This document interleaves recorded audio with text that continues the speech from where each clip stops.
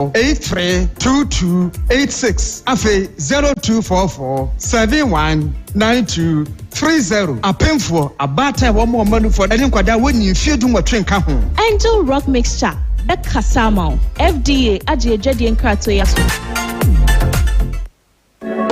Looking for the perfect spot to dine and unwind? Visit Cedar Restaurant at 106 Ofori Kurugu Avenue in Shaeso on Casa Adishia Insuo Road, where we serve the finest local and continental.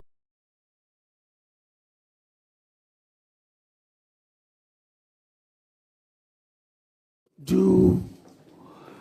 empaneling based upon the things that we have fed it with. But, and I think it is done elsewhere, so we can try it. We should be able to consider AI to do that. I am not very AI, but I know that those who know about AI tells me that if you are able to feed the computer or AI with information about judges, their philosophies and everything, the AI should be able to do empaneling based upon the things that we have fed it with. But, and I think it is done elsewhere, so we can try it. We should be able to consider AI to do that. I am not very AI, but I know that those who know about AI tells me that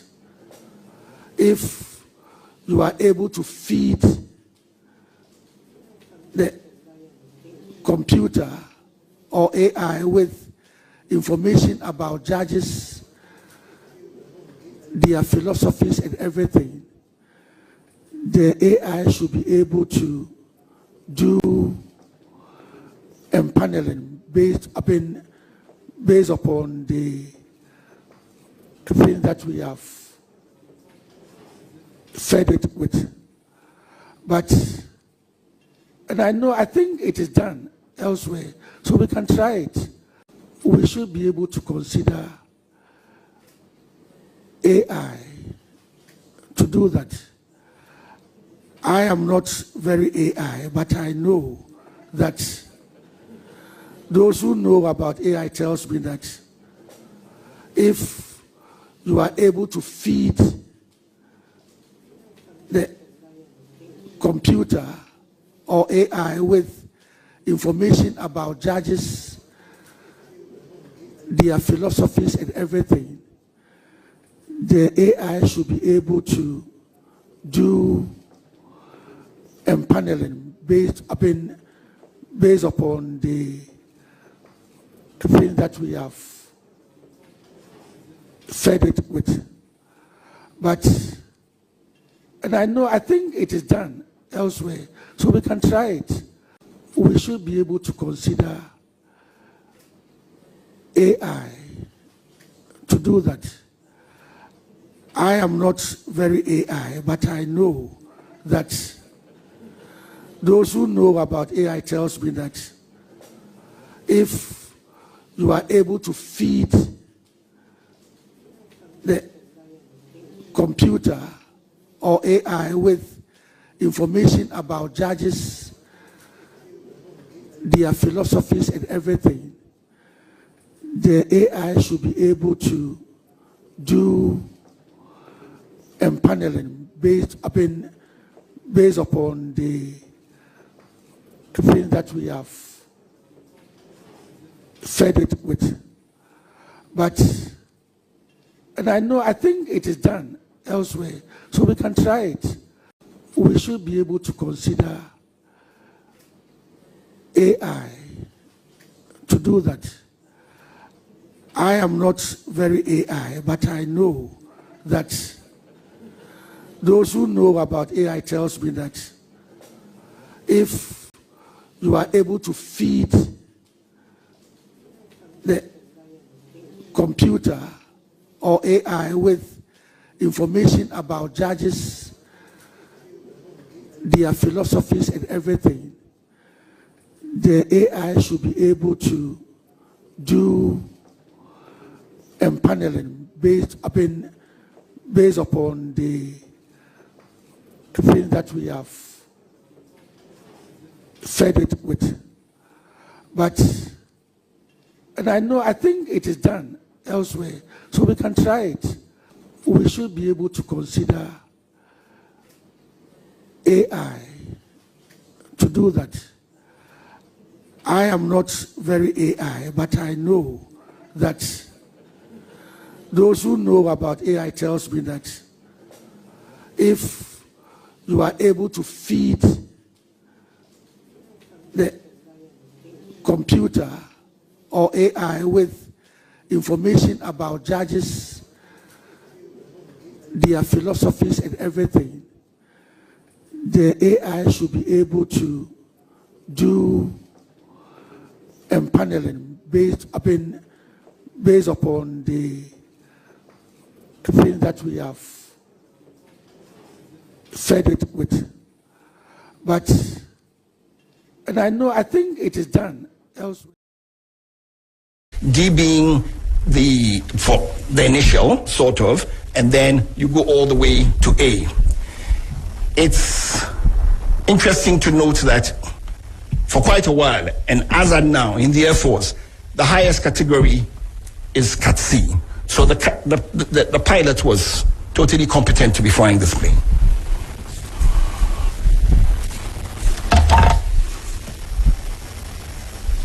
The co-pilot was also a qualified FAA commercial and instrument rated pilot from Bristol Academy, Florida, and he qualified in April 2023. In December 2024, he was recategorized within the Ghana Air Force as a Category D pilot on helicopter type with a white instrument rating. To further rule out any potential human causes, we examined the medical and psychological records of the crew. A review of the medical and personal records revealed no known medical or psychological conditions in the captain, co-pilot, or technician at the time of flight. All three were described by witnesses as calm, prepared, and professional during the pre-flight activities. Fatigue or medication was not considered to have materially affected their performance on the day of flight.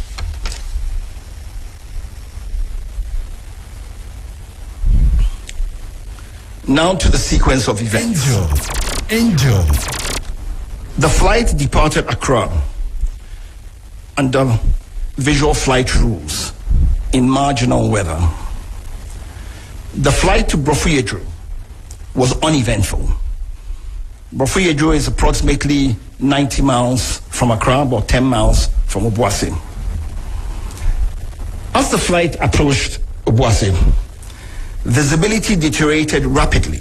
due to mist and low clouds. At 9:56, the crew entered IMC, which is Instrument Meteorological Conditions. To the layman, it is they flew into clouds because they no longer could stay away from the clouds, so they flew into clouds and transitioned to IFR. Now, IFR is Instrument Flight Rules. So what it means is they now transitioned from navigating using visual cues to now navigation solely on the aircraft's instruments. The crew then initiated a climb to cross terrain that they were aware of. They initiated the climb to cross the terrain. Seconds before impact, the crew stated that they could see the high ground below, so they had gone over it. Suddenly thereafter, the helicopter that was flying up without any change in its power or in the pitch, which we use to go up and down, suddenly lost height and impacted a ridgeline at about 1370 feet above sea level. And this was about 6.5 miles from the destination, and this happened at 9:58.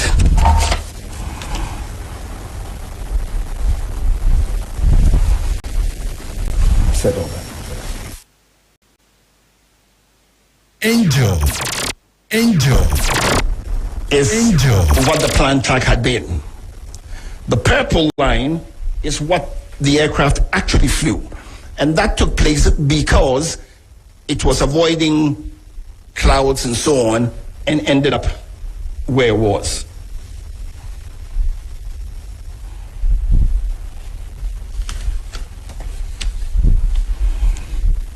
Now to our findings.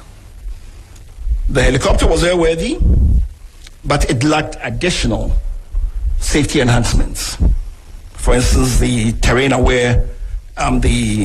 awareness warning system. Now, the terrain awareness warning system, for instance, is predictive.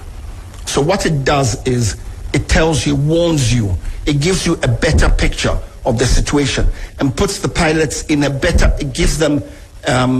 them in a position to make better judgments, to be able to see everything and be able to foretell if there are any things that could possibly create a problem.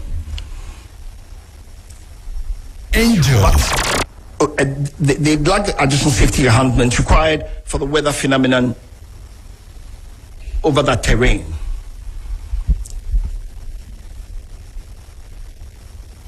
There was adverse weather,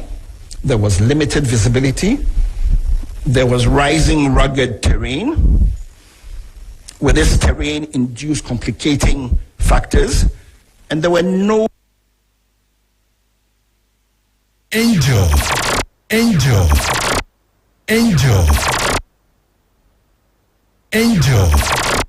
ground-based navigational route aids en route. Remarkable, because the terrain has very steep slopes. It was raining, it was slippery, so it wasn't the easiest thing to do. When we went to the site, it was also raining and it was very slippery,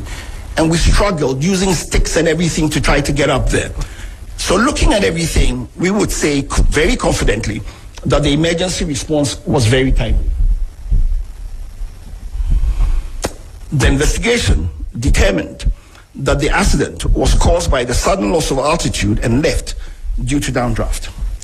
This loss of altitude without change in power or pitch altitude is consistent with downdraft associated with changing environmental conditions over high terrain.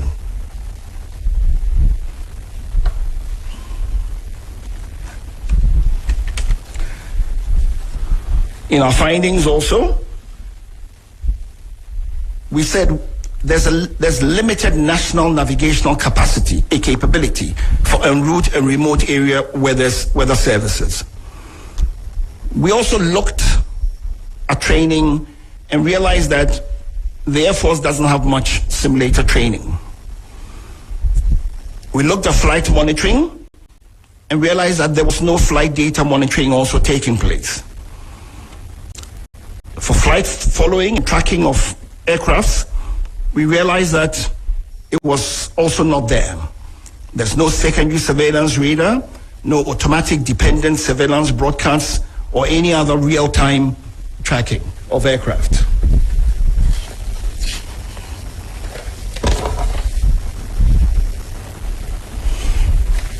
Our safety recommendations. There is a definite need to modernize the fleet of the Ghana Air Force. We have recommended that the Air Force acquire modern aircraft with terrain avoidance warning systems and modern navigation systems. That the aircraft should have cockpit voice recorders and flight data recorders, which are the audiovisual capable types. that the Air Force should invest in simulators for recurrent training, that they contract certified aviation weather provider or providers, and that Ghana as a nation should try to have en route navigational aids, especially in remote areas. The Air Force should seriously consider establishing flight data monitoring and en route tracking systems. And finally, we believe that they need to acquire ground support equipment, modernize what they have.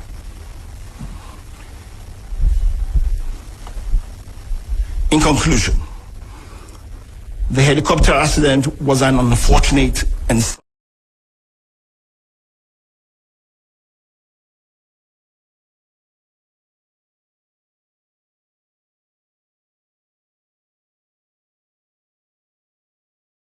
at this time, before I take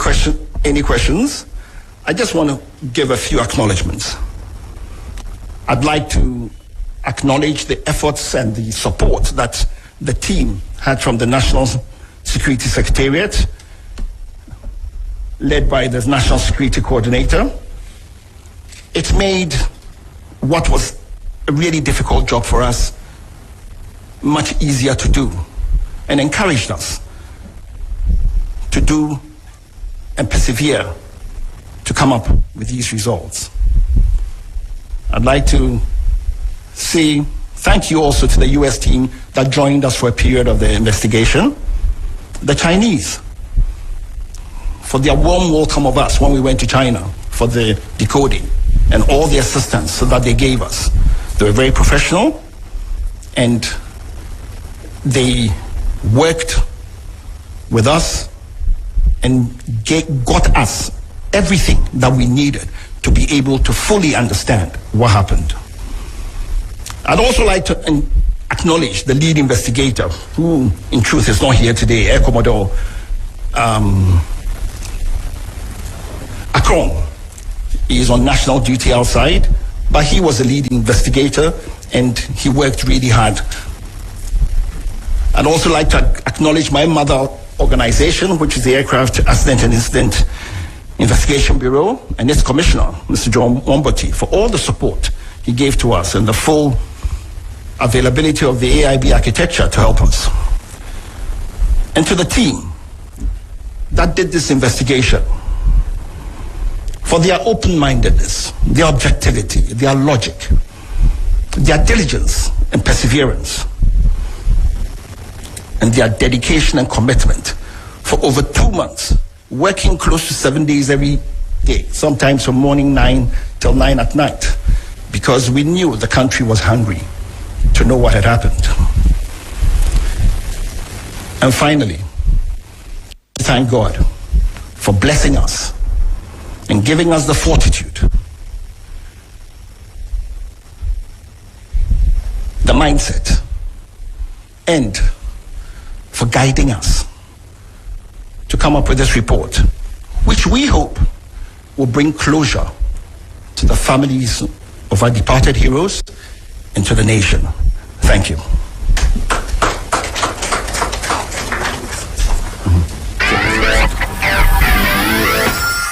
You've tried the rest. Now experience the traffic generator. It's much more than just another program. Turn it up. From Africa into all the world. So that any clarifications that are required are made before we leave. If you have a question, please take the microphone, identify yourself, the organization you work for, and ask it so that answers may be provided.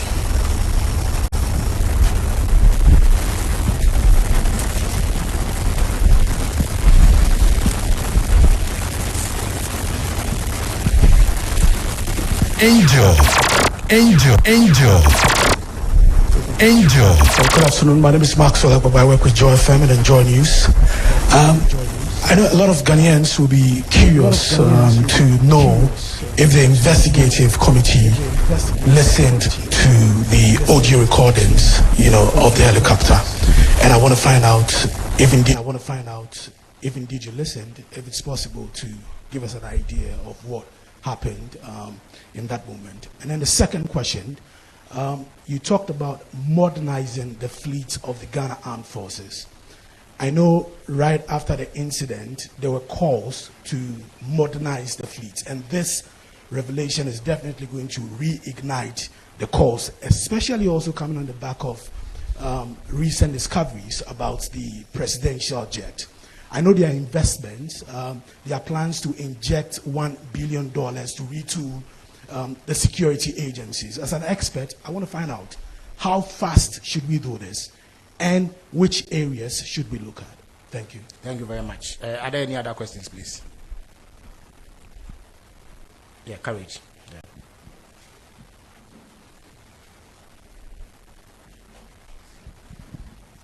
Komla Kulicha, I work at Media General. What was the sudden cause of the loss of altitude for the aircraft, and also the fact that there was postponement in the airworthiness of the helicopter?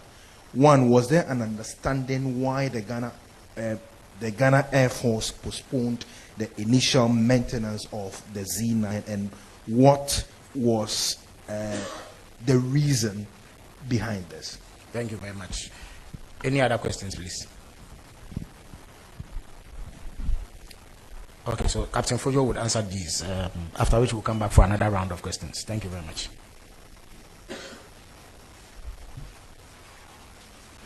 Thank you for your questions.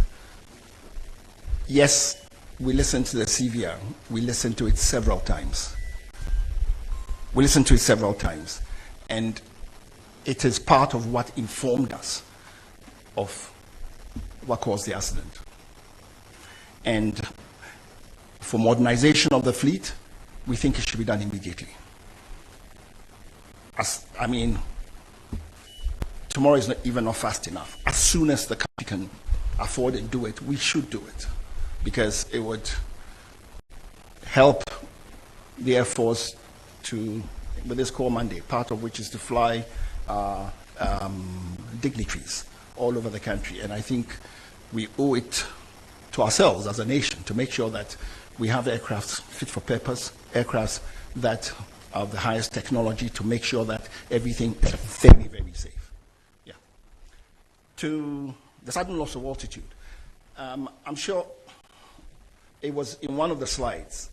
When you over rugged territory, that's over terrain, dependent on the steepness and so on and so forth, it's very easy to have turbulence. It's caused by eddies and rotors. It's an aviation phenomena, right? And you have updrafts, you have downdrafts. And even interestingly, even above the ridge, you can still have downdrafts coming. And it's not,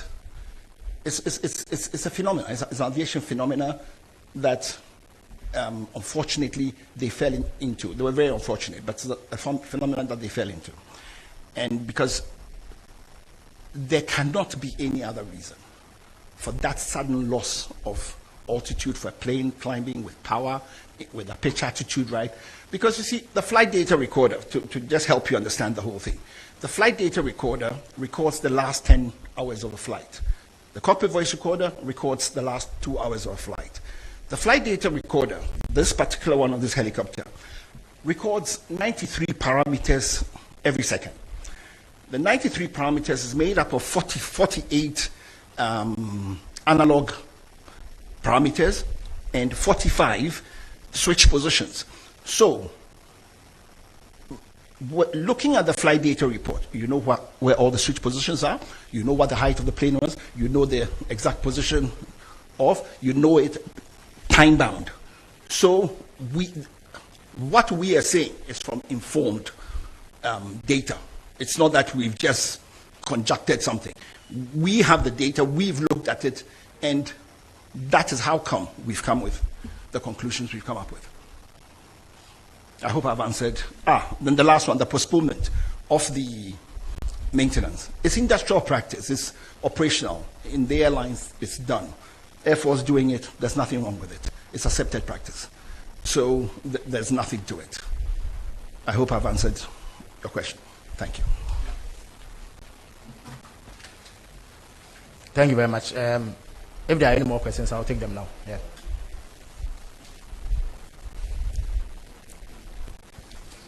My name is Abdul Hanan Adam. I work with the EIB network. Minister, I'd like to find out from the experts if there was any possibility for an emergency landing, and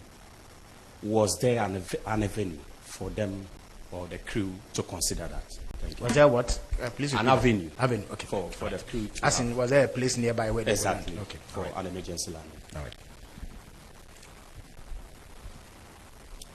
Good afternoon. Yeah. My name is Julius. I report for the Ghanaian Times. Sir, in your presentation, you mentioned that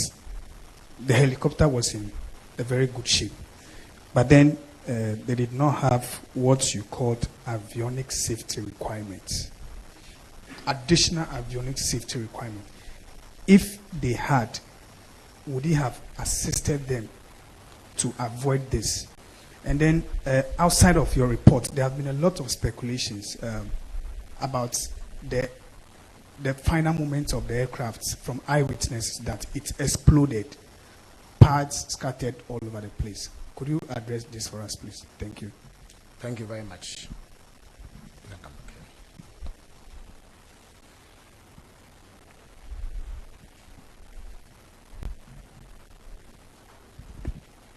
So I'm back again. If my memory could serve me right, I think the release by the Ghana Armed Forces just shortly after the announcement was made in this hall by the Chief of Staff did indicate that the heli went off the radar. But from the presentation, we are made to understand that there was no monitoring. I stand to be corrected though. How do we marry these two? Thank you very much. Is there another question, please? Okay, so Captain Fojo will take these questions here.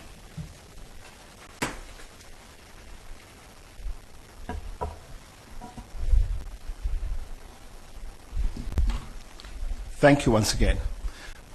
for your questions. I would like to presume that when you say emergency landing, you mean a diversion, because an emergency landing is when something goes wrong with the plane, because nothing ever went wrong with the plane.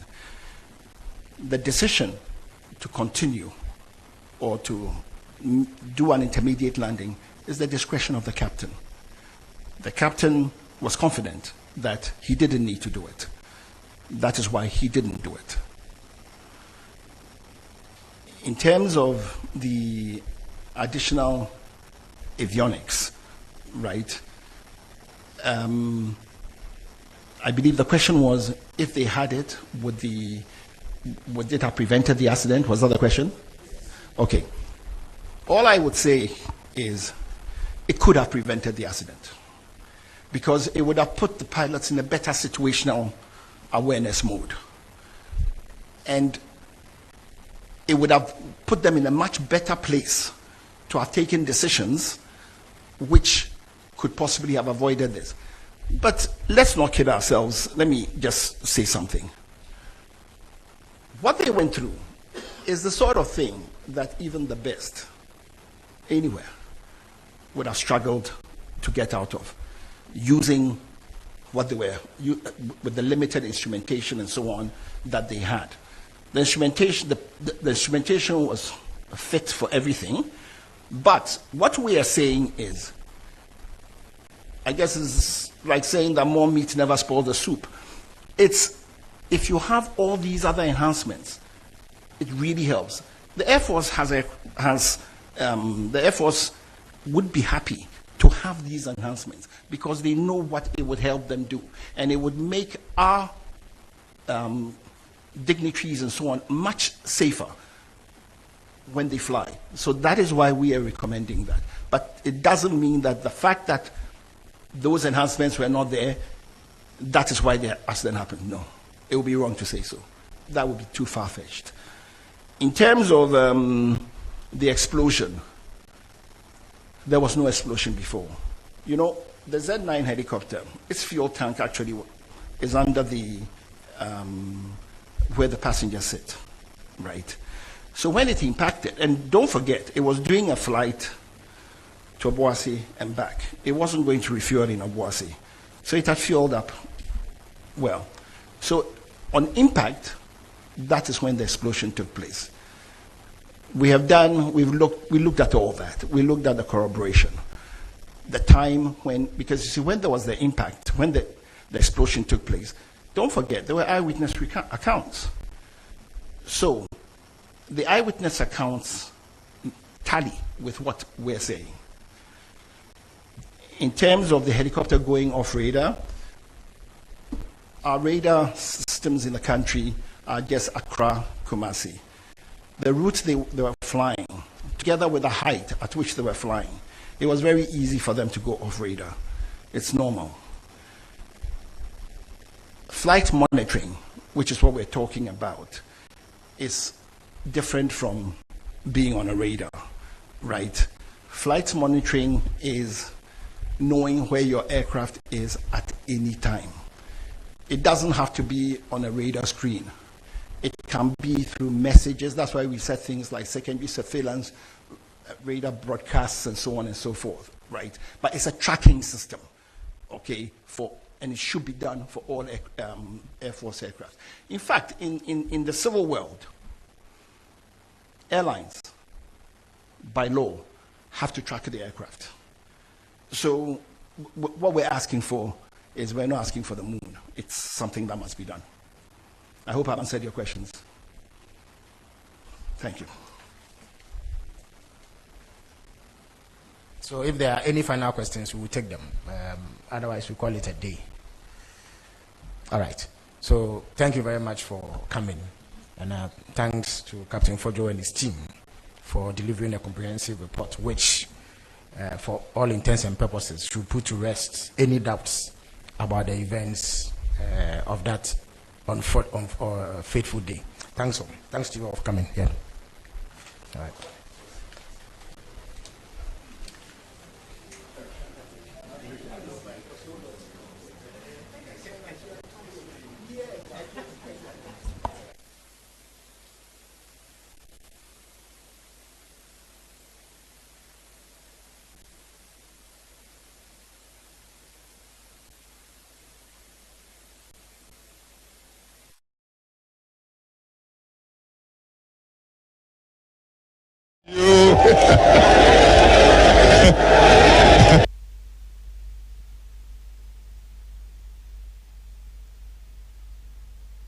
The name of he who died and laid in the grave and arose triumphant on the third day, Jesus Christ, the Son of the living God. And now every whisperings and every message that the enemy will send to us, we command it to be arrested and negated by divine authority. We command the enemy, you will not speak, you will not utter a word. Every threatenings and fears and intimidations, every familiar spirit that will try to reveal pictures and bring panic and fears and nightmare and bad dreams in any shape or form, we halt it in the name of Jesus Christ, the Son of God. We forbid you. Angel.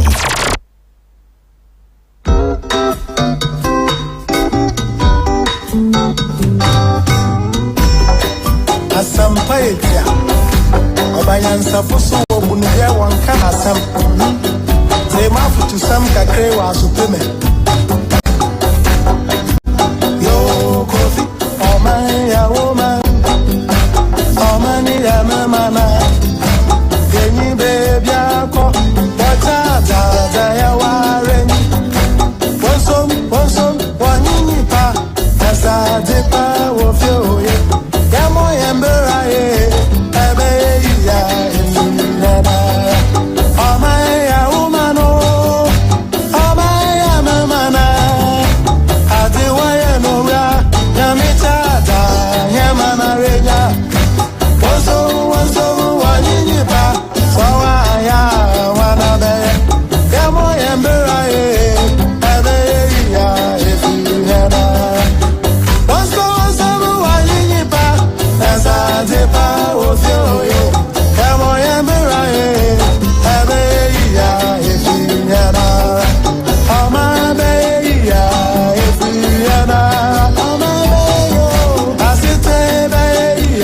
Captain Fojo, Union Yadamase.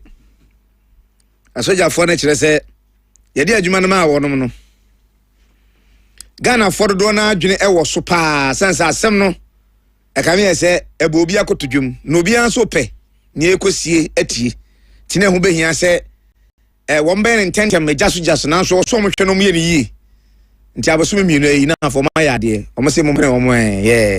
abusia brofo na mo tie yi alo semo a e ko my Ghana bridge ya boy yen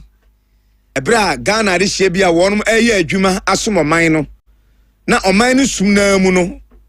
wo mu na mu eranza enkwahia kosi ya aruprebi ekwa krashe ye wo boase bofuadu mpotem ho baabi ema wukua da wi gede ya de hye enwotwe asojafo ani amanyofo anka bia nhim ko wu ya eno brofa kese na committee akonum ti ya wo de hu hwehwa so abrehe na in fact oma boroboro nsam so oma kyerɛkyerɛ nsɛm kakra omu wie nso oma san de omu aba afɔde ama nsɛtwerɛfo ɛkɔ ekotie bɛkafo yi abisa wɔnom nsɛm me gyina na me nuanum bi no abisa nsɛm na nsɛm Thomasun pa bata no gye no bi wɔde an Thomasun teacher ni betimi akyerɛ wade pa bata bi a wadwene no ba bi ɛda no wonte ye wo kana se teacher bi won so ne methodology do be kyerɛ wade no wo branch wate asɛm ase nti bi a me mum na me ma dwene no amme ho ana ono no nchi ase na nto mitirimu a ye be pa bi ma kyerɛ mu tiawa wa ha the late Dr. Omanebo Ama ene me wo fa muntala na eda television so a adu prendem wiemu a ase nso ye arewosa mesi ye no abusha ebenya brena ye nwesi tampi wo ho ye nka mo ya but be bobo so kaka abaja kwa aba enyo pani ene me headlines ba ku mienu miensa ena enum enhia me use me discretion yi mienu bi agu nchen na die asie no ye the stories are ben no ama no but so ye okay die ye ready ma me ye be concept mu tiawa me mani ma no so nsem bi ne die kan yi enam the same kwan so okay owura Samara Boaje ma die nyina wa die nyina o namesake waka wonmo a efiri mu yaya yi ho na owura Samara Boaje wonye ne ba bi kuri na busua ani abre mo be kai a nkwanhia siye a ade hye nwotwe da so yi me pa so bra Angel 96.1 kuma se Facebook na be di ho adanse me ton ne kura ya age abafom ya de hye firi mu yaya no Ghana ban hye bose obemo obeyo mo abrempon yie na wasan abofoto ato ama saafo abusua ne yire ne manom to be precise omu je ni ejanum so akira na bia om na hwehwe a ebi betimi akọ na emunu anie ene yoti Ghana mema na na oyire nete na se wo aburuchi na befa wo ma ye behwe wo moja ani atwenkwara no moja na se wo ye wo ma ansana DNA test ena asofo behwe nkwara nim di no ma yo papa nim di no ma ye so we dey atwi moja na di akoye eto owura Samara Boaje late ya na oka arupire nkwanhye hwin ye se abusua ko oba ne ho ne yire ne ho se wo mo koje ni ba no ba ko na wo ma kwatwe moja akoye what is saying DNA no ma hwese Aboaje ne ba no no a eno kra enye se eno no mo koye ahweja ye de japade na eja nkoda no nti ede ne aburu ni de opese ade ne ye official na fa nkrata asemu DNA test ye ni Aboaje ti ase ni moja ekew ne ba no se de ekew won ne wo na ade ye se oba no se da bi on fa akra ne mo koye DNA test ai se bu se paye so sisi wo hwe oba no se wo betumi esa ukuna wona ne tie wo free mu ne ye be DNA test ya wo se da dan de nwan kran say metesi yesi enkwala ne bi num de ya wo mu akoye o mu DNA no but particular kwala bi pa de wo so release akwala en release to echi egu akwala nan de na ebobo bayi abaja kwa babiu enyo ba ni yi helicopter issue ni frozi ya wi ana me de DNA story atwas quickly say oh papa fuju ene ne nkrofo aye adwuma na wi arehosem sanso for mo findings net to mami e ho ne be wi findings yes na on say helicopter no ko hwe ho no say Ghana for a king say ombehu ni si ya nkasa na ohwe eye international aviation organization that's international akawo for omo enhye wana so muru so mude eye adwuma no yesi se wiemhye bi ekoteto a omo wiem akwantuo so yes eba na akwantuo ni sane mani nyina omo eru so no omo chese se wiemhye bi ekoteto a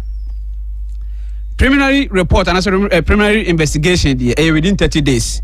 ana mo de tu sa ana mo no eno na captain Fojo e ka ho asem say incident ni si ye na no omo ma nkofo ko site no mo koye no omo ko hwe say enema ebe hia amede aye nhwemu ni bia no ebi mfa ba bia ko hu say nsuo kotoyo so mo pre ho pa yes omo foto na hotro ene sa ne ma no ana afei so pese o ye wo factual report and factual investigation na wo de so ankasa nya de kode potisi ye pa yes and also I can ama say it is between 12 months to 24 months 1 year to 2 years ana mo de ye nti we no am say Ghana de abantem pa o Sherry ka say Ghana fo adwene ho pa abantem pa say Ghana fo adwene ho pa nti na so mo speed up na omo clear doubts be every bi no mi nyina adwene yes eti sane na wo kan we mhia no ekoteto eye wasana abosom da ne to so nsia na ye da ukuada ewia se ya ye adwuma se ya ana yete se mpanifo bi a omukọbo ase akwa djuma ye se wiemhia do mo ekọ no na akwa akwate ato na akoya aka we wom akiri be hu nipa ewo mu nyina ereti ekoteto wie no mpanifo ekọ ho ekotu ho anamo eno achi Ghana ma mpanyin epa ba sum ko se omo entenase na de ekọ so ma akwanhia ne sie no omo emfamra na enumu ana mpanifo a omode show mo san captain Fojo o ye member e wo so binti na won na ye presentation no na utie eye ne ka sem a o se nhwemu no mo eye no omo achemu mako enan no de mu kan no eye factual report and factual information after the tosum you ya analysis a omo ye wo eye black box no ene ne ma ahodo recordings na ahodo na ewu mu after the tosum yansa eye weather findings ne courses after the chat okura safety recommendations are omo na also 26 August no na omo koye sa preliminary report and investigation no say omo ekohwe say de be hiama investigation etima koso bia no ebi enyira national security fo wo mu Ghana Air Force fo ewo mu National Intelligence Bureau fo ewo mu ana afi US Force fo nso ebeboai ama hwehwemu ya ennei omo de akire Ghana fo nyina no ebai na omo hwehwemu no eye corporate afi pilot corporate no co-pilot no omunkoma no mu edi no wiemhye ne mu omu recording ansa eba betuo ene de na course nyina no omunkoma mu edi ye ni nyina ana afi omusan so ehwe eye wiemhye ne tuye no ne maintenance kra sanity bi maintenance record ebrebe na so mo ye maintenance omo aya na so mo enyeye eno oka ho nsem ana afi omusan so hwe eye crew members na no mo qualification omabodini ayekura wo ma ekire se omo se fata se yes wiemhye no omo etenemu ana afi wiemhye no China for na ye nti omo de sa ehun hwehwemu no anase black box ne ne ka ka wonya ekohia aye Ivic China aviation omo ye sa wiemhye no ana omo tebe bo omo eno ekọ so 10th and 13th September ana omo che so omo de call ya omo edesa report ni nyina ebaye eno echo omo san so ehwe human factors san se akwanhye timi nsi wa abra untimi consider human factors any pamfum babetimi afum nti eno nso no oso mo hwe omo no omo ka wiemhye na omo hwe omo adwini mu omo health records no okay yes bibia okay na wo so mo etu ana ene sa na menema ni nyina no omo ehwe pa ansa na wiemhye no enso etimi ekoso na wohwe analysis na omo eyeye na omo kire se enipa na wo wiemhye no ma omo ebefa nse crew members no eba ne se qualification a intact ana afei se omo adwene mu ne health records no na bibia okay ewo ho ate se ono nso omaka se enye se bia we endru we ntina ekofa sa akwanhie ede baaye na ohwe enchechire mu na omo de maaye na omo kire se ansa na sa wiemhye we kura ebetu akọ obo ase ma akwanhie we ekwa akosie no na eye sa nipa miensa na no omo track record yes omo track record and say na omo chese within the month of August Korea convention esiye no sa nipa miense ya na omo de wiemhye kro na akota krade akodi djuma omo de akọ Cape Coast akodi dwuma ansana ni nyina on the 2nd on 3rd anafi sisia ekofa akwanhie e de baaye no any experiment bi na no mo ye de experiment say maybe sir because 2nd 3rd 4th sisia bre no dem no mo say ni nya ye adwuma captain so tie from the start na wo kire de omo koye e water kurade yeah possible question na maybe sir omo kire bia bibi opportunity ba is nkura no so fanhua de na wemhye no omo say edru ne 10 years threshold na e was say ye de koye maintenance an say yes omo ye no meba on the 15th BBB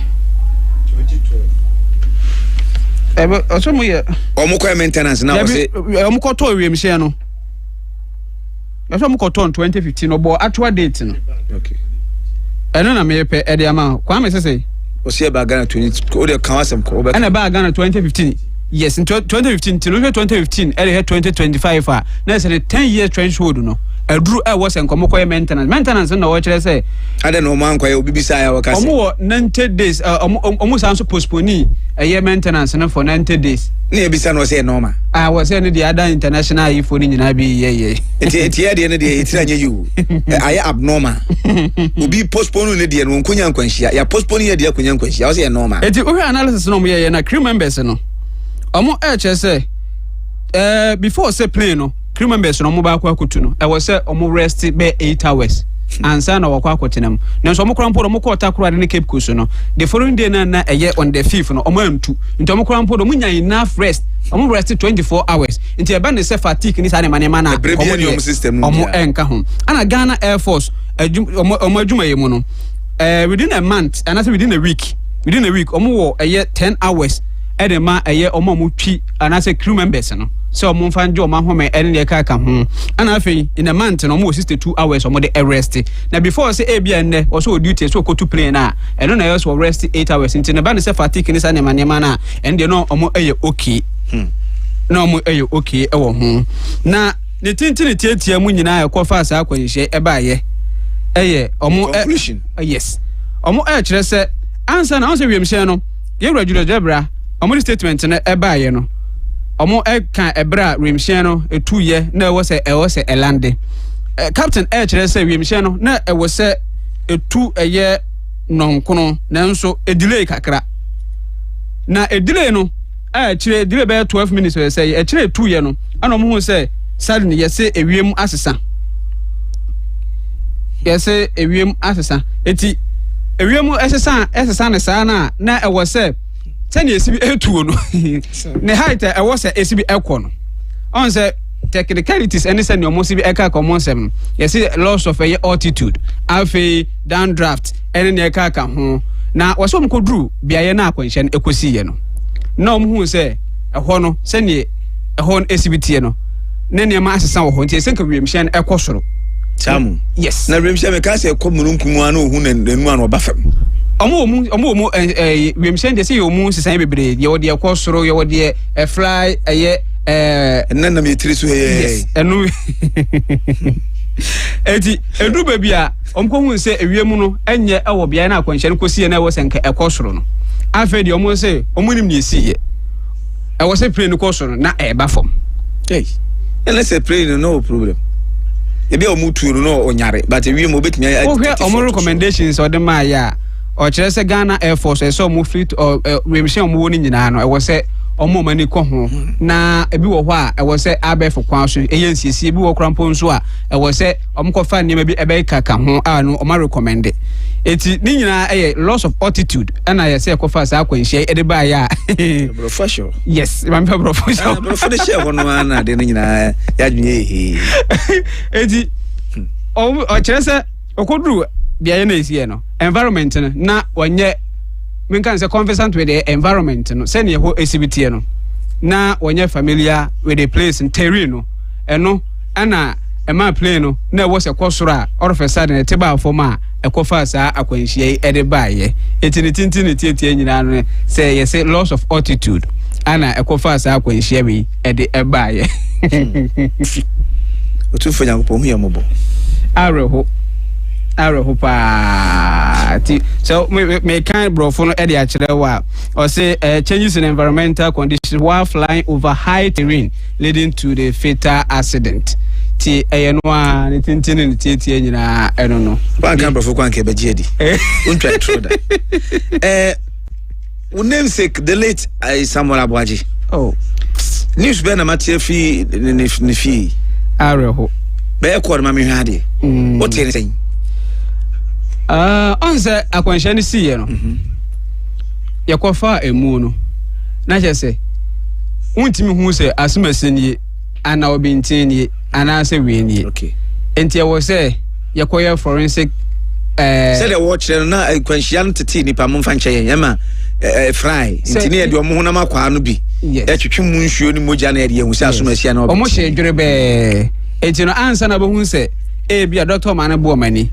arhaji muniru ni anase mutalani ana wona bo samara bo agene ana afi squadron leader ne hwan no mom kaka ho nyina enie no gise se eye enso anase oni akọ e kan ho na makwa aketu a bia wo se ye fa na ebe fa ne busuani eye ne ba eye na se ne ba hankasa ebe dia danse so na ye pe. Yes. Moja woni mu no ebia na ewo oni akọ mu no yetimi fa ne bibia ebitimi fa ne tirim ebitimi fa ne mobre mu de benya so be de right so benya ho na makwa. Yes. No omodi akwakoye en ye nyina nso e ya we se akwanhye ne siye no omkoye sa DNA no e wo South Africa entine ho behia sa busuafo no omode eye sa omo aja abusuafo omo ma no ebi ebe make them available e de ama wo mo na ebe de omo ho moja ni bia na so mo na makwa ne bi beko na yere akwakwe se e bia wona bosama boaje enie ne sebi ne nsuoni ana se ewura omane bo ma ne nsuoni eno ana kire ya na me te se yese eye ewura samora boaje eye na ho kani a me nimu no enti aye tie ne se empenifo eye se wonfa eye ne ba wone no ewo no emra nanka de ombenya ewo abofra no ho omre ba koye DNA no wonfa emra omre akodi adanse no yese amane sen wamfa anko wamfa akora na ma no yes ama akọ ready doubt no accident wonfa akora eno de menim wode no wo ma say wone no baba akọ the only about no wone no baba akọ onam sama boaje wo mamienu but ba ko no wone eye lady ya wone no ewo sisi eye odi from yi ewo the only baby no so mfa ma twema me twetwe nti yesi panyin de na ne ba panyin de na omode ko ye ko jiri fi baby foforo ne ba panyin no yes on ko jiri fi ba different onne na we accident no mfa akora na ana akora ni swado do ana eno ni asem no uswado do ti twema me ntwe ena akopie o court na tuku akọ court ne enti de course wo court no ene de abusuafo no eka no ye ne tuku be di ho be den kwa amene e chirisem hey ya semu obi adna san ati akofa ati afa baby so well ye hwese benya tuku Joseph ahoma no so aja obuase no potam de me tire so ama sorry ono an na ba update yen tuku Joseph ewa ahoma no so bra what me kan de mkwase me makwa ba Mjosali wadama what the court ya unta court then they call court now a court be now Ali Obuase district court yeah then they call Obuase district court minim say dey ansem na wo hɔ ne mu ba ko betwon say dey atwon won case be na twon call Obuase district court dey me call ye na no da helicopter crash see ewo Sikaman Brofield wadanse akrofoma patron person so asante mantemra ni update emu of ene de me call ende e fa hin no na ayewem sa no answer na something ko na wie na native ati ase di bia reho na asem no nka ndi kwan se ba bonten then so ba bonten no e de I was see a can be eno na meka se Montie na reho pass we be wuchi na afi ensem sei na APP ba ne mane ya reho kra ne sende ende da presentation the course so ekosi ma enipa yi is in watwe ko wuye ende enom de sa report ne ba pont ende ya so na mu ba ko enso so de Nuachi and some APP ba in Ali. Joe, if I'm showing you what you know, a memo of our correct data, data, dear bra, angel and the 6.12, Master Facebook. When you want to see the crab in Yabi, Beshadi, Chukuboya Manie, or Boise Court, a district court, right? Magistrate District Court. District Court. Yes. And we're trying to live at Bray. A lawyer from Michigan, or more gone, or more rig, and or more corner, more but a month for Jina, Dindim, Minumi, and Sammy Sabobom Pusa Pusa. Bamanabomu, yet you were then a coso. Ali, near Cosun, and said, Senia Masha say, helicopter crash here, none what they could see year. A year at Antaku. Inipa and what near Imuba, a friend of Samoa Boaji, no deputy director of NADBO. No Kahua, or ya dancing this year. Or no, one seven in the year can you leave? Near Coxaba in an essay, and the Yohana, Nanaquabda, Jamreya, Quaya, or Tosso, be no a dancing quapia, or henny. On the fray, say, Embrebi. Na Yankoya Lee, Quany could do ya sema. Court to one more cars and say, I yet a robber qualacatua, a won't finish your mensa, the Dindia, the account the papa. Edine daso and it's name the account there essence we under agent you know court to crown tenasi or court room or me in the chambers or mukudi as someone then you be paying and say Ali Samoa Boaji no who ye chino near be paying and say Nira no one anything Madam Abigail Aboaji Abusiani to say or domo for crime be sure Oma dwene ho atena se a oma hu se dabi oba no kura bi enkoso baabi nia no kura embeto dwa nyina ne se owura samaboade wu onye ne baabi kwa wie na tama helicopter ni crash na no mu nyina hye no obeka se omka se busia bia fa ne hu ni pamra no mu nkoyi DNA for investigation obetum dia conduct sa test no because send a baby who's away edition ni Sabreno and no more fresh Amaboaji area you friend Abigail Aboaji no America no more friend is a Sadia no mobile aquadano on Fanembra or no more aqualano Kumasi Sisiam no Case on far qualanema investigation team the Nanko Omunko Yeni DNA no muntimi identify say and Pani Pass Messias Amaboaji where Samaboaji Omokaya Mamesa Watch. Or she did to say, on the Qualana Quack or more Monomodanaqua, almost friend, mammy, friend, Omuku Fiho, or the Qualani Johnny, Qualani Fiho. Omo Beji Biala, Omo Nya Quadano. In the Nasamawaji, no ne, or Bafu Bisotia, Omeja Moso, a Babem, Nom Koshe, a Quadano, and on Benokoy and a Busan Bisuka on a Leon Koy no. And watchy. Omukoye ye no ma ye bibia president maba omaba be bibia wie ma mo so mo kwa dampani faso wa Accra ombedu ya obayi se hen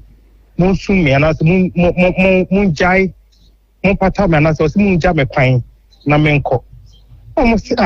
ya ka mem ha den kan nya hwe kwa de afe ene nke oba wukuru wa ye ja kwan ma wo obusian fi oba ne se da on the opinion na se kwa de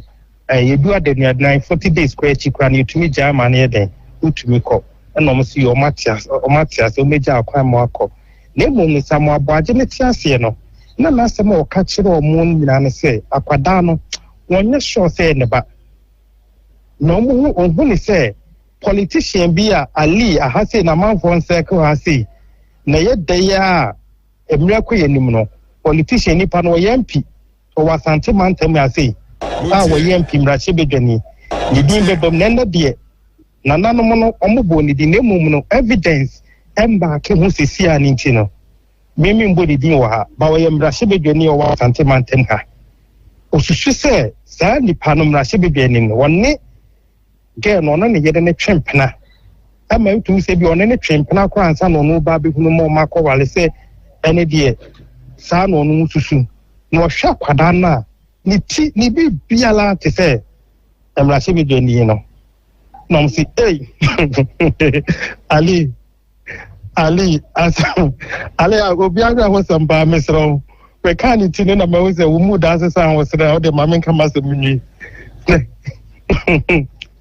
Na ali me so etefoti o de mame nkoma sem so. Na omo hwe itini ni bibia na me na te say mrahye bedwani na nti wono de ankaba 2024 ye tu wie ya no se mudwo kakra obekwa akwa DNA ewo ne ba no ho ena omo nyina tinti wakama samaboaje ne maame emu nyina nim saasam ne so obe DNA ena fofi anto ata akwa akofiri mu enu nti before say omo beja ne kwan manako na busua fie ne de saa de a omo pese omo koye DNA esanse akwala ne se ne ba ne maame beka se we ye me nana ni nua no beka se we ye me wo fa se ne se wane ade ade ni nti no na obia tiri mu be ye fine no ye ka se fa ne bra ta momo kwa koye first investigation DNA no wa nyi nti we de o ha yen si omo koye a ogitu Omba kofra medila fofi kumase aba omo ba be ye kikiri oba yi se hen on pre medie ne nkoso ampani ampa oba ne dwane sa ko US e masabe die ne no abepim de maso e bu chance debi omo dwena omo ntiase ene sadia omo de be court ana omo de aba ase circuit court district court omo de buy na de buy ya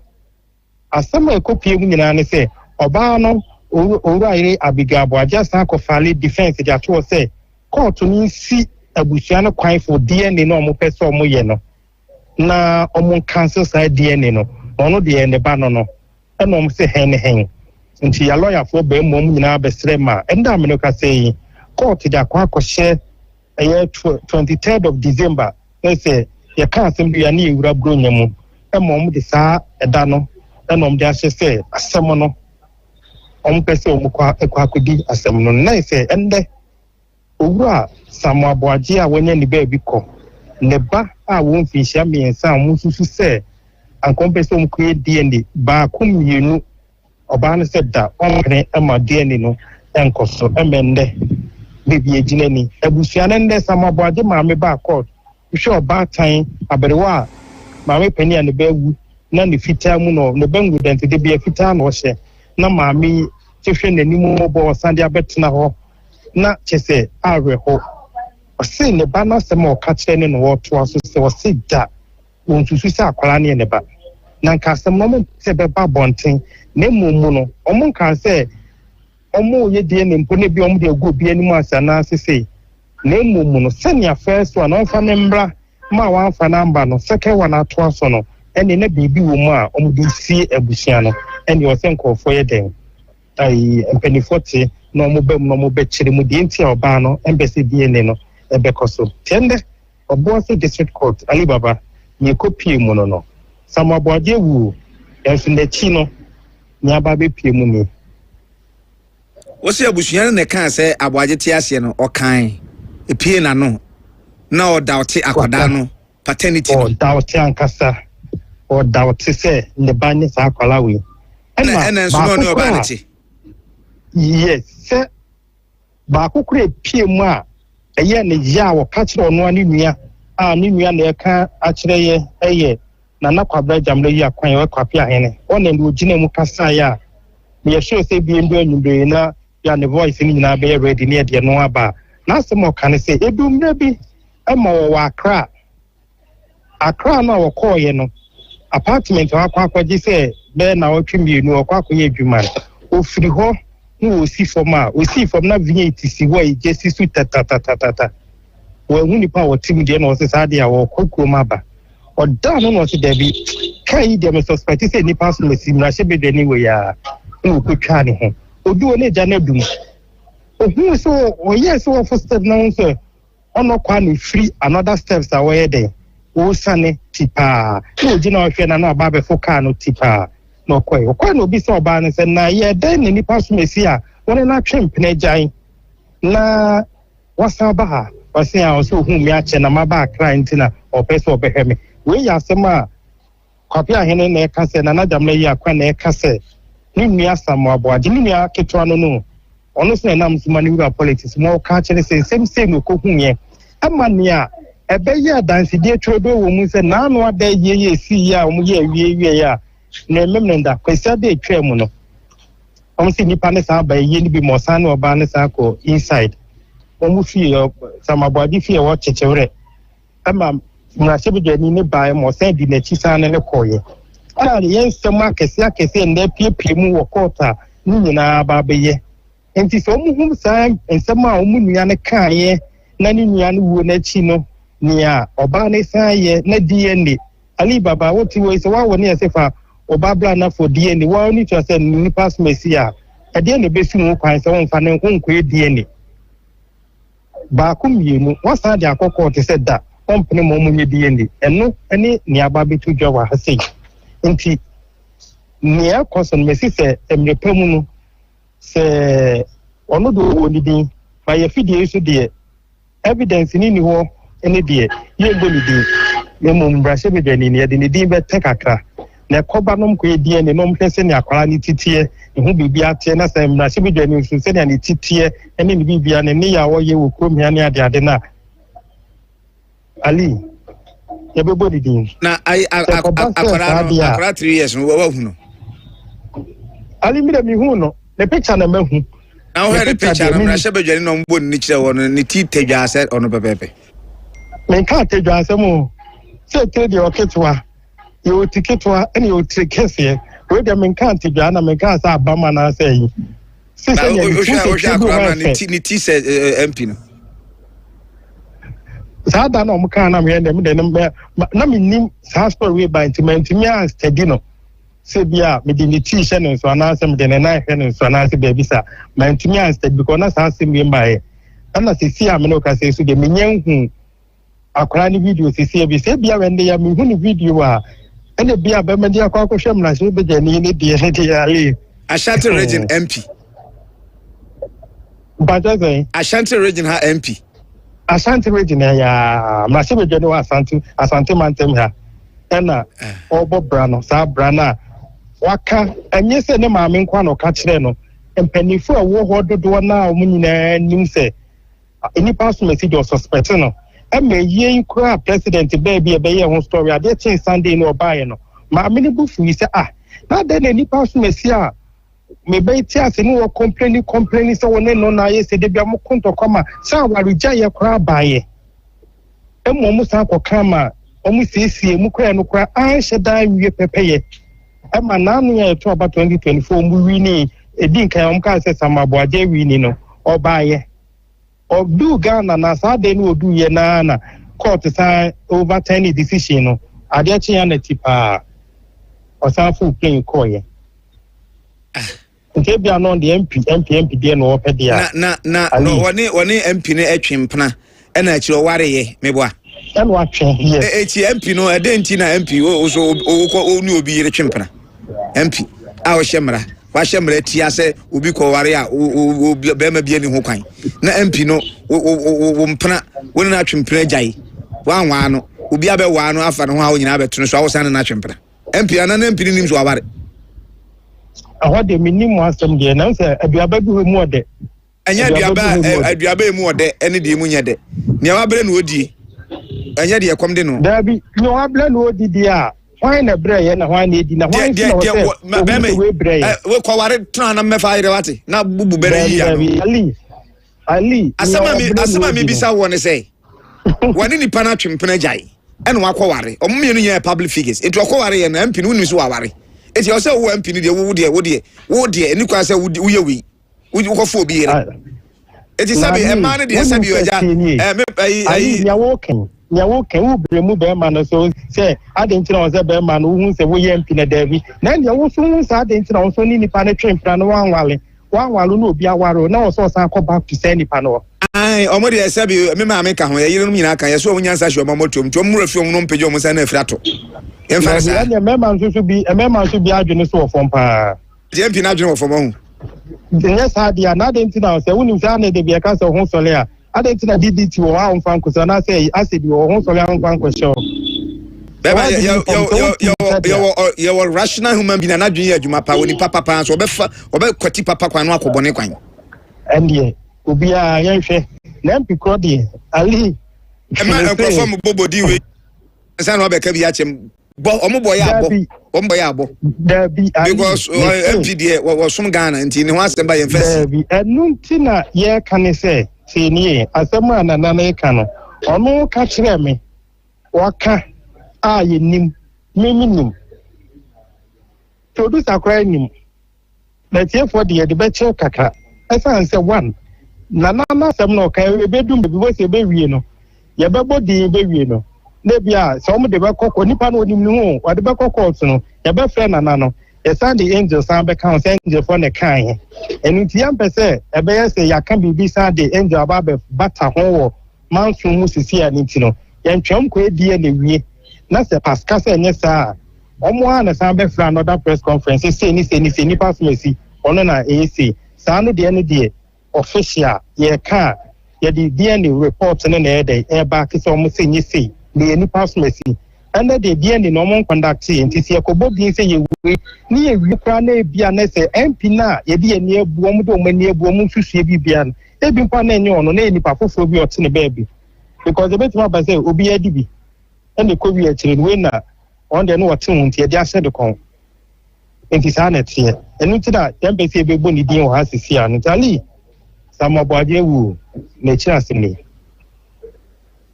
nti wei breaking news a ba bi tom no no na sɛ bi dwene wɔ asante mantɛmɛnkyɛ wanka nso a wanyamane yɛbɛyɛ diama na sɛ me bia bɛka yɛn deɛ mesenke yɛbɛka yɛbɛsiesi Angel. wanyamane wanka nso a wanyamane yɛbɛyɛ diama na sɛ me bia bɛka yɛn deɛ mesenke yɛbɛka yɛbɛsiesi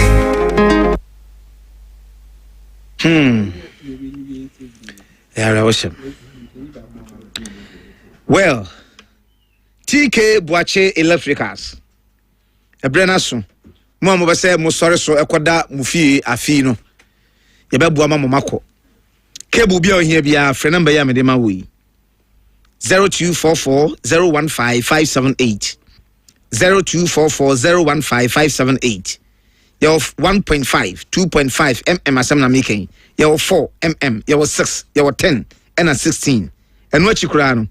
products I would do to say armored cables,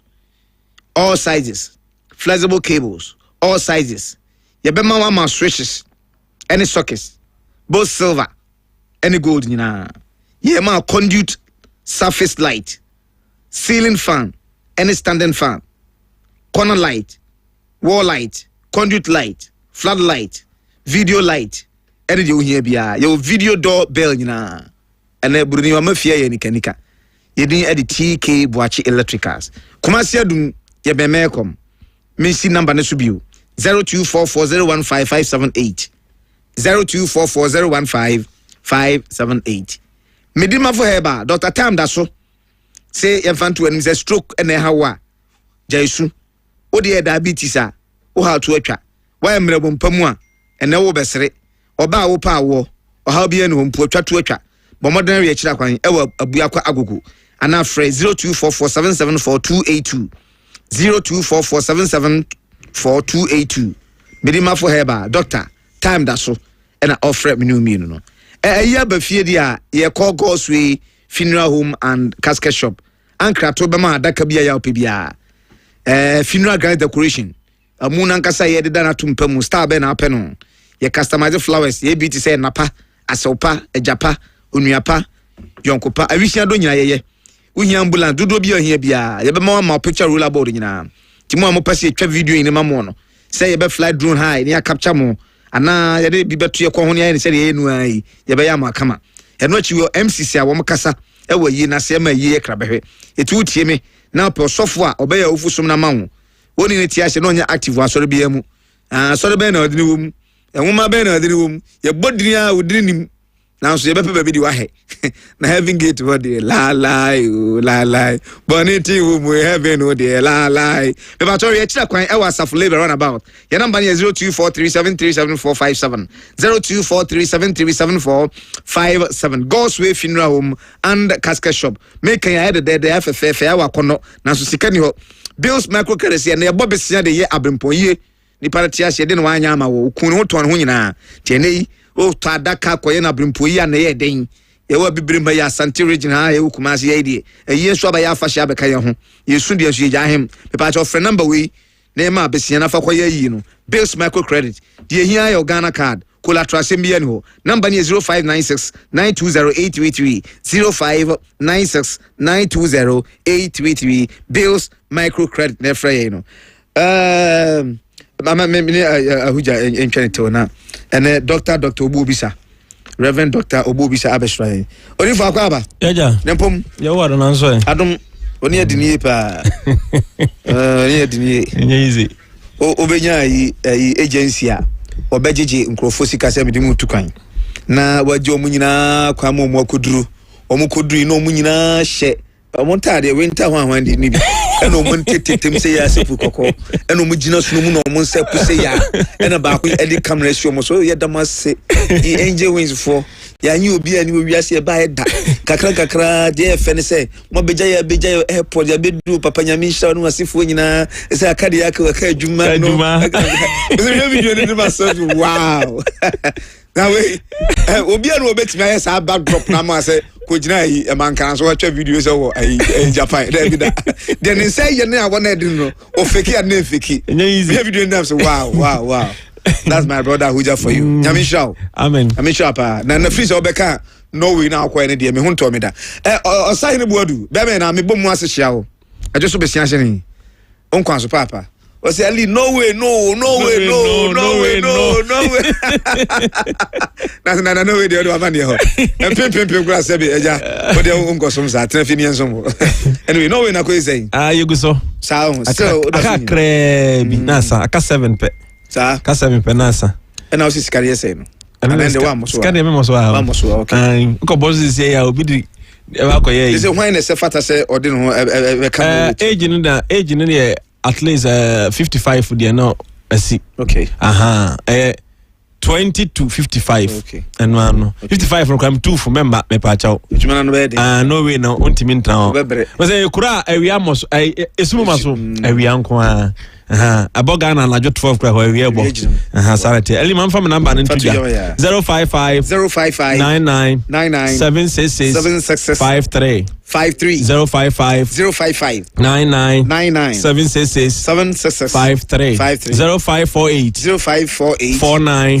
48 10 0548 49 48 10 yasua yewo Sophia Amam from University Junction ehwana Angel Wings ye di agora na se yete aye adwuma dibra na yemwo no way no ho ali Germany nso ho bangrofo to Germany gu ye no way menti ase se Germany pa se be kasi kan han se obi betimi de 1 month enya 70,000 me wura fi mansan for falates na ma ebi kura de aba nra e wo me fu so Europe metimi ya mo ba de so mo di hu adanse enti no no koresa oba salary no me check offer na wo so permit na da so enti company nkan che so betua ka e ba Ghana scam free 700 wa obehunu ebi mu koya adwuma next company de omutua say something 650 to 70,000 no mama accommodation so flight a obetwa de aba no ba wode uroduru ho ane ne adwuma 3 months a obetua wa de ama wo se woni na wie contract na so wonya adwuma ne biem ana mo man so mudi kama first year permit 1 year permit ewu anu renew se wo hwe na wonya osika wie na da we ba okrum pa cha wo de bra ba obesa twa ticket ama bra okrum se wo hwe na wonya adwuma ma osika ne wonya nwie ya ba cha tena ho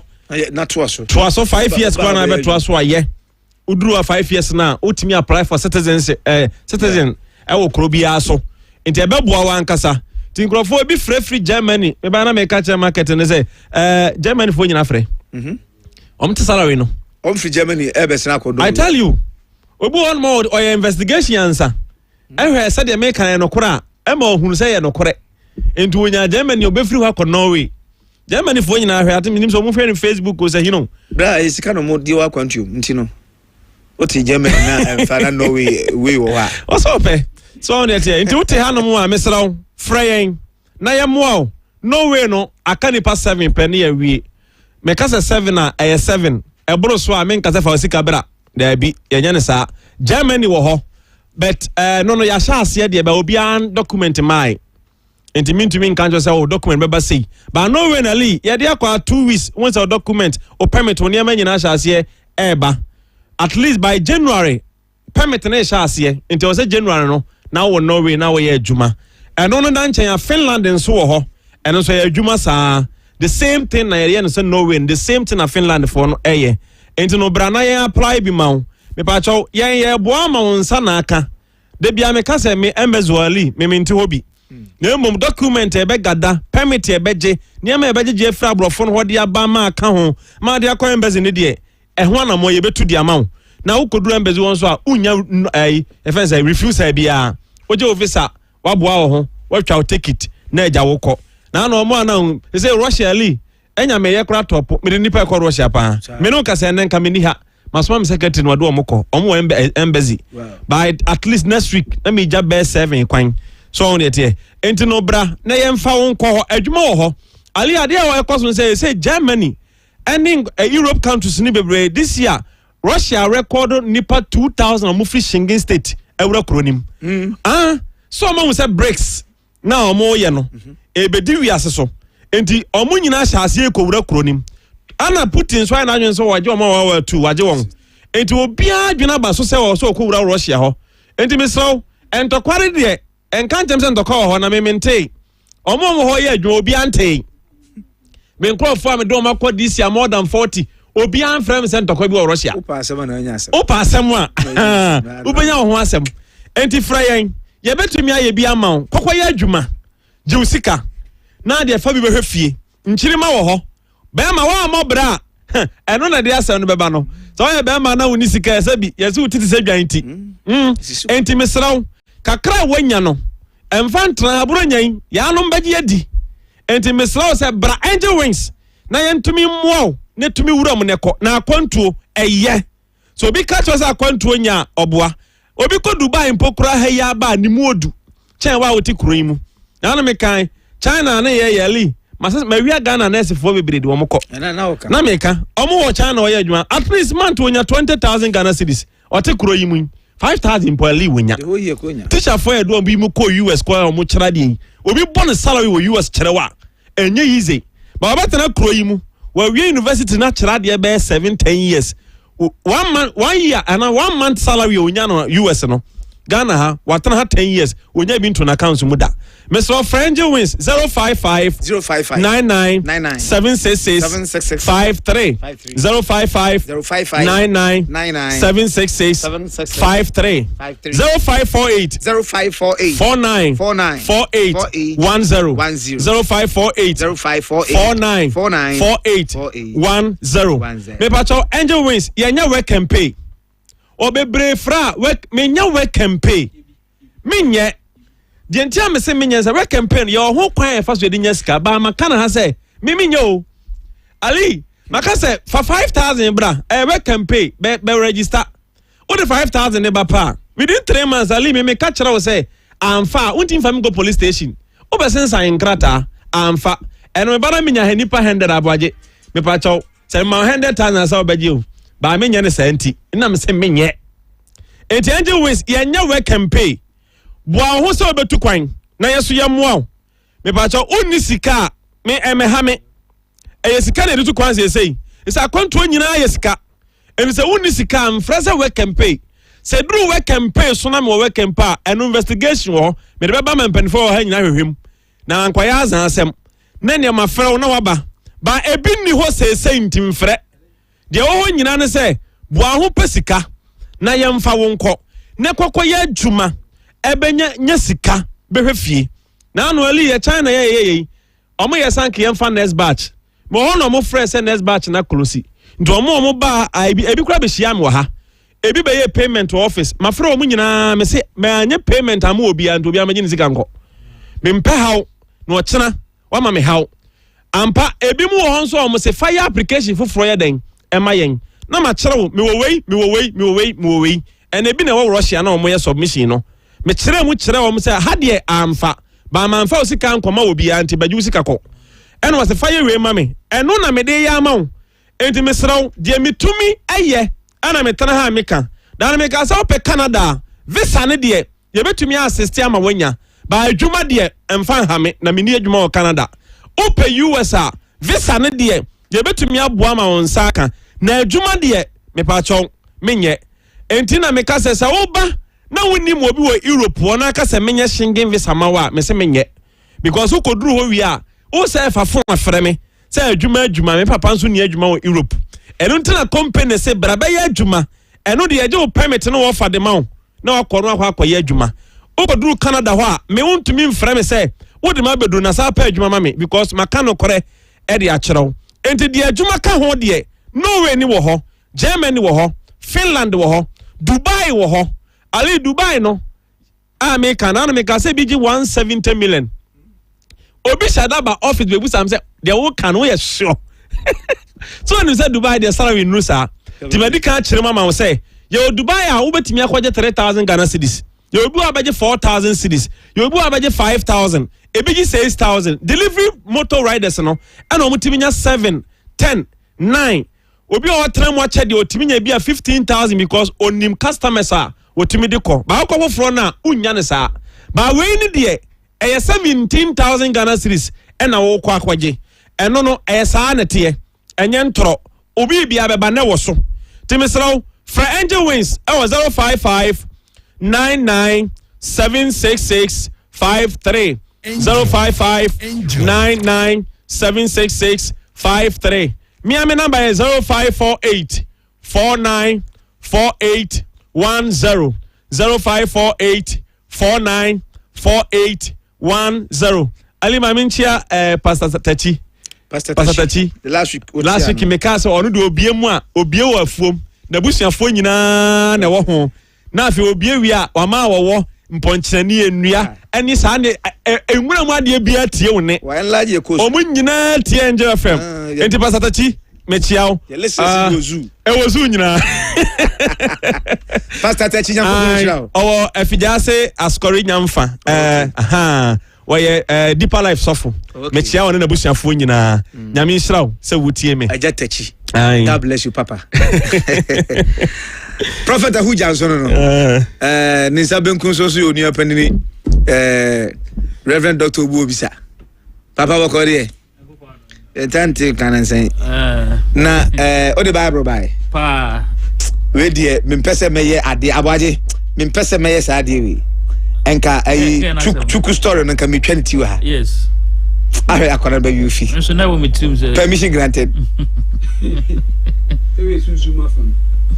say autopsy the Bible Bible say akola no free over me kwanya menye obi de ba se na mo to so bi anya autopsy wona afa jira be enu sunsun ko tia the Bible na yes actually na bi enya na emlari ana ekwade da ho to bi wo wa we ya na ba kwa so fa echi na obi a ho ba na kwa autopsy say ka busia fo ne freedom say mo de ya nke ya di kan na but radio you fam and say di pa kuma that's right yeah the coming pa down okay yeah be autopsy see ya be yasem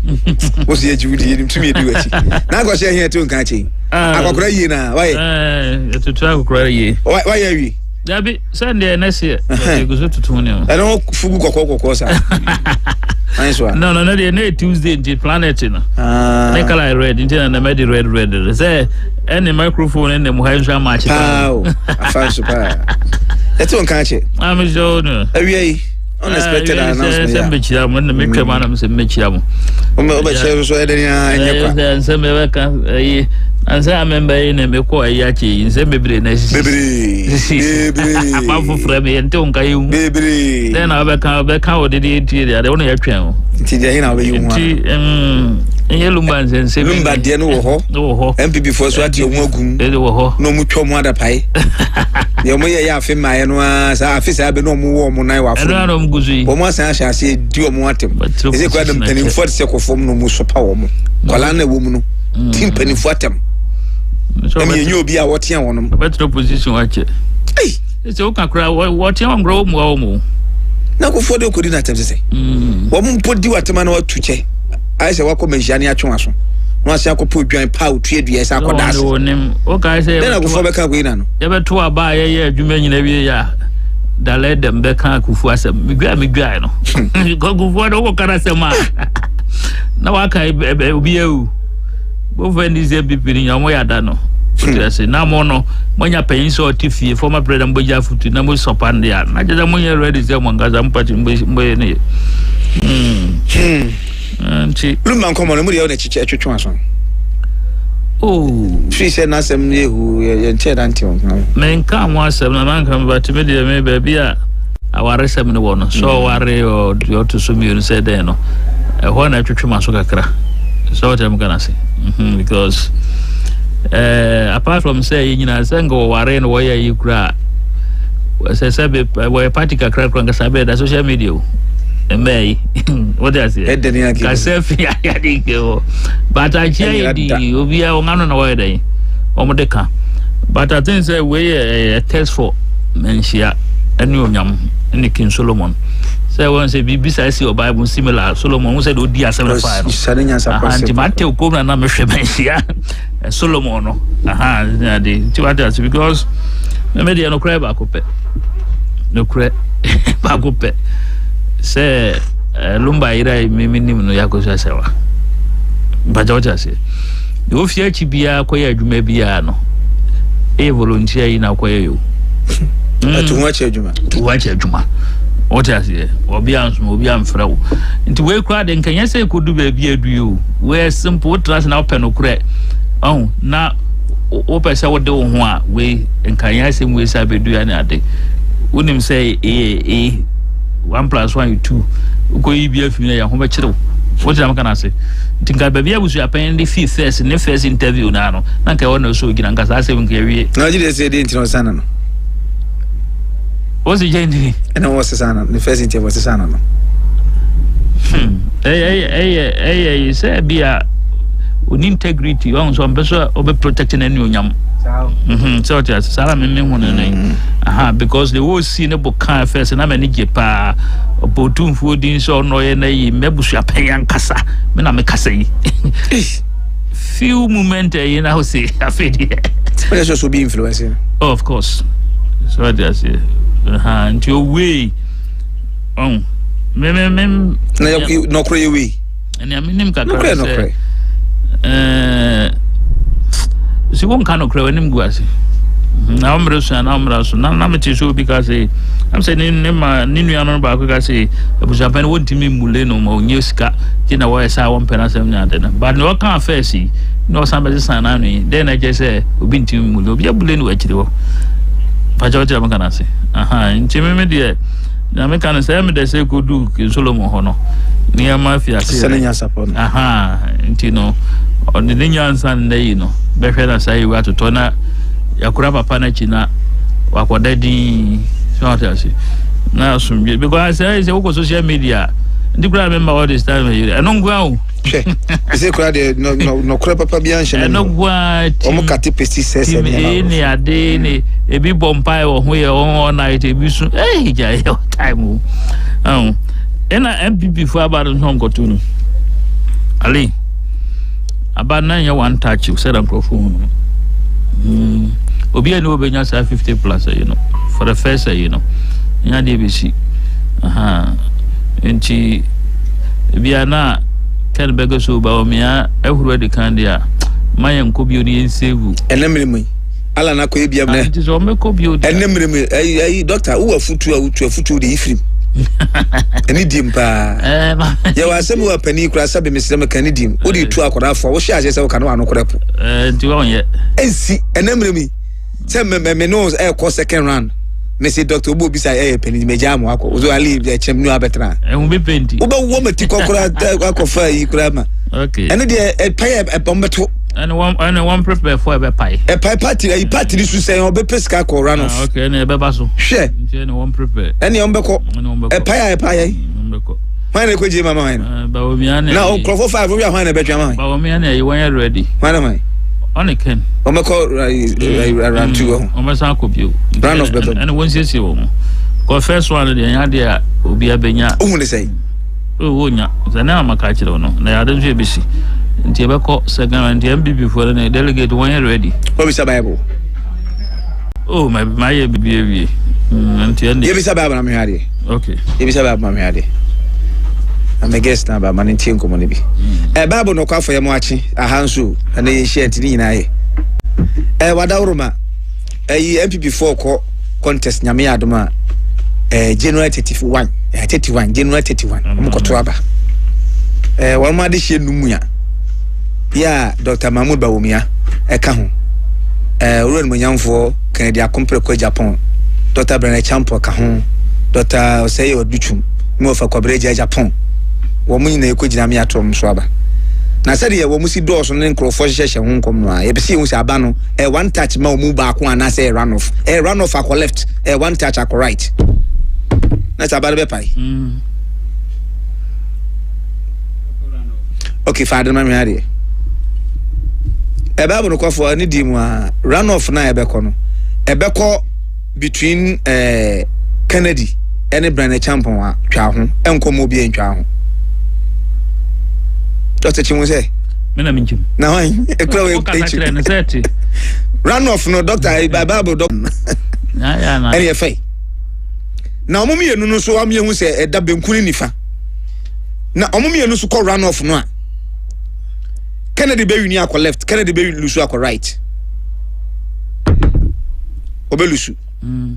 Sama so. Run off na e kono. Bible no kwafo ye be kan be wi no. Na Dr. Mahmoud Bawumia de eswa ese Kennedy ya left. Tabiu. Kennedy phones mo fam Bible bra. Hey, it's your call run off Dr. Mahmoud Bawumia de. Okay. Union National. Na afiya wintatu ya misasa msa. Ya misasa ya fra samontoma. Ko tia ko ya safa. Tana to aso sunya be ya safa. It is a why we clear be you. Babo do kwafo. Producer si misa say e pai wie asumdwem na Dr. Mahmoud Bawumia ene Kennedy kushia. Say ya wo na Kennedy wini na Dr. Bawumia wini say ya wo kan ono a. Asumdwem be ba party no makoni fa asumdwem ma akobenkum. Asumdwem mam. Ko fona kokko. Bawumia be wini Nigerian election na asem no. Na wo be lose no. Martin hu bia mam. Obi nko kala bi hu oti ba bi. Oh David. O metrem. Na no ana say make the flag na siniti asinti. Be go to asinti. Na mo peja mo mo.